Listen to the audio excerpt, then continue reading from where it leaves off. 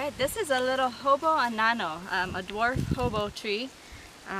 Here's a lot of the fruits, and here's one that's ripe, so I'll show you what it looks like.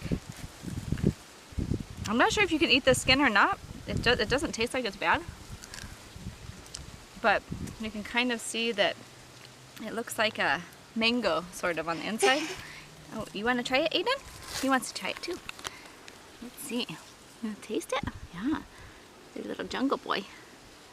It's pretty good. It's kind of fibrous. Tastes like a mango and maybe a plum, probably, I would describe it. It's really hard to describe because you're always describing it and comparing it to fruits from somewhere else, but it has its own definite flavor and texture. It's nice. It's kind of crunchy.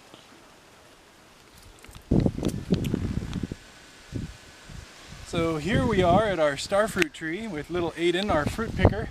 Let's see if he can get it. Hey Aiden.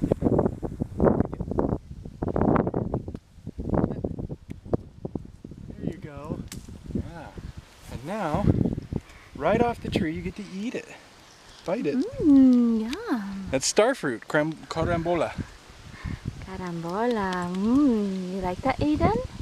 Here, have some more. This stuff is good. For mommy too? And the camera lady. Well, here we are in the yard once again, and this is an avocado tree that we actually cut down because it was all dead, but it's grown back. So it's got some small avocados, but they're ripe at any stage.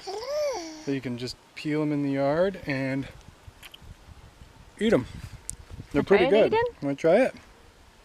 So far he doesn't like avocados, but we'll get you there. He doesn't know what he's missing out on. Yeah, but these are wonderful. The cameraman eats them.